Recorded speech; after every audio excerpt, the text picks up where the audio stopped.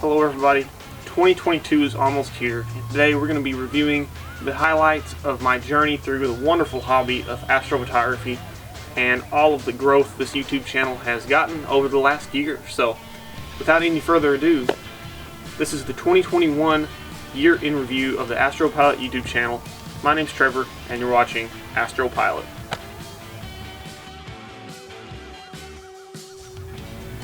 So first off, I have to start off by saying 2021 has been an amazing year for my astrophotography and this YouTube channel. A year ago, this YouTube channel was nothing. I had maybe 100 subscribers, if that, and look at us now, 1,300 and growing. I cannot thank you guys enough. So you guys are a huge part of this, and over this last year, I've made so many upgrades to my astrophotography rig. Probably one of the biggest is this mount right here, the Orion Sirius EQG or Skywatcher HEQ5. It is a wonderful, wonderful go-to mount. I got a steal on it off eBay. Great mount. It is over the last few months I've used it. It's been wonderful, wonderful. But I've gotten some great images over this last year with my modified DSLR, and as well as this recently brand new ASI 2600 MC Pro. This thing is a beast. This camera is amazing. I've gotten so many good images, great images from it already, and you haven't seen the last of it, let me tell you. This thing is going to be the workhorse of the Astropilot YouTube channel from now on out.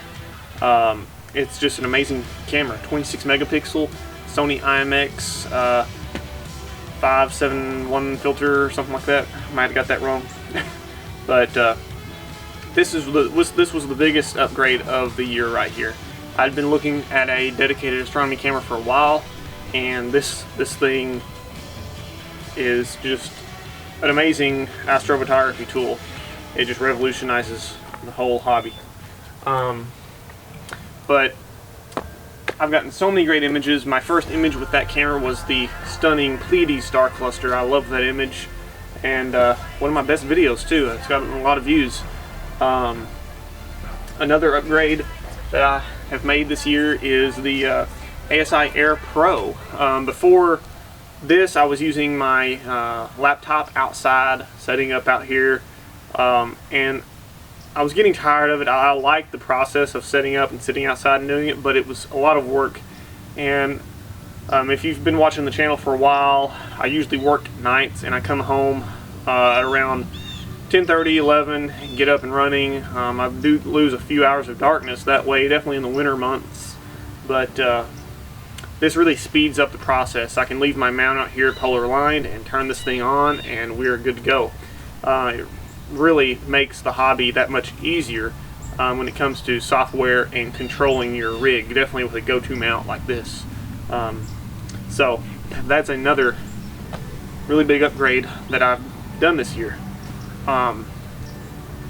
This scope right here has been the workhorse of my astrophotography for over a year now. This is the Webb Optic Zenithstar 61 apochromatic refractor, and this thing's a beast.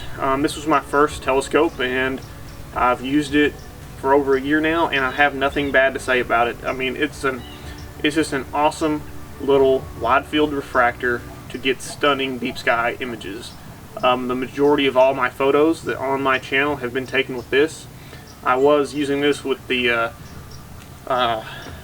Skywatcher Star Adventure, which I still love. That is such a powerful little star tracker, and I use it for camera lens photography whenever I want. So it's a great little mount, and this telescope here is pretty much an all-around great scope for astrophotography. You can use it for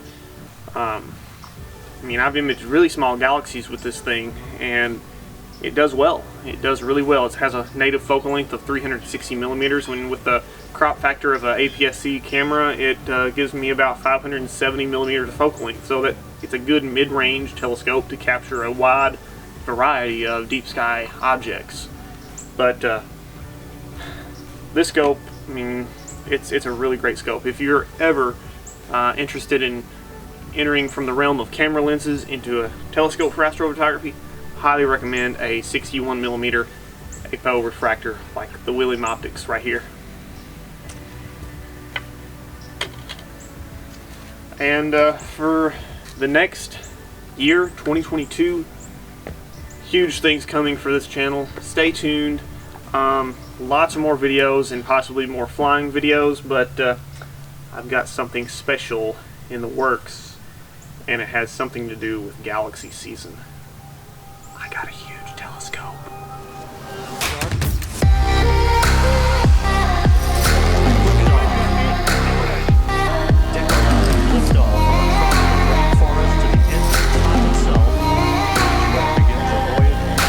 The James Webb Space Telescope has finally launched. It's on its way to L2 orbit outside of Earth, 4 times the distance from the moon.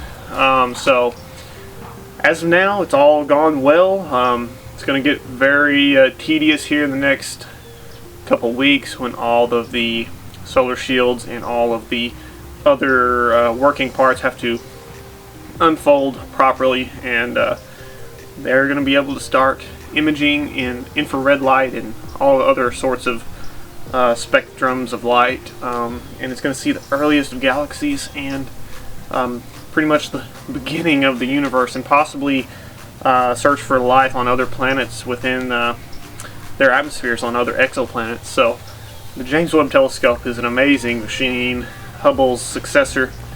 So that is a very exciting piece of scientific equipment that we can look forward to in 2022 with its results, and it's just an amazing piece of technology.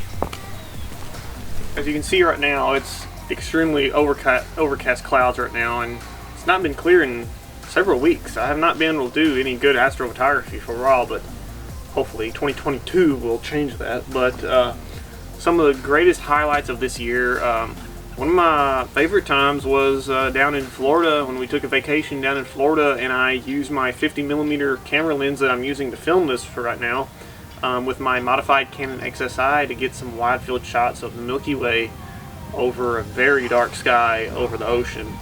And those are still some of my favorite images I've gotten with this 50 millimeter camera lens with the Star Adventure. Such a simple and fun setup to use. It's a great fun way to get into astrophotography. We'll feature more of that in a new video.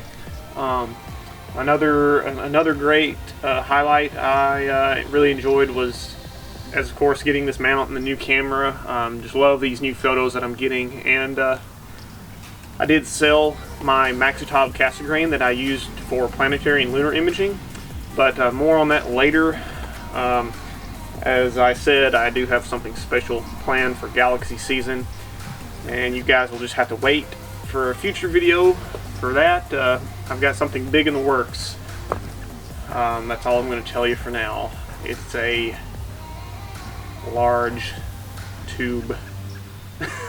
Overall, it's been a great year for astrophotography and flying too. I'm still working on my instrument rating to get my commercial pilot certificate here in the next year, but I'll be able to start finishing up my instrument rating here in the next couple months this spring, and hopefully this YouTube channel will keep on growing. Love all your support for this channel and all the comments. It's just a great feeling to know that I have 1,300 people watching my YouTube channel, and that's the great thing about astrophotography. It's a very nice community of the astronomy community. Everybody gets along. We all know the same stuff about the sky, and it's just a very, very nice hobby. Very humbling hobby, and I just love it. Love it, love it, love it. So I think that pretty much wraps up this year in review of 2021. As I said, this year has been amazing for my hobby of astrophotography and this YouTube channel, and I can't thank you guys enough. I know I've said that a million times, but that's good enough for now. And stay tuned for 2022 on the Astropilot YouTube channel. And until next time, my name's Trevor, and you've been watching Astropilot and Clear Skies.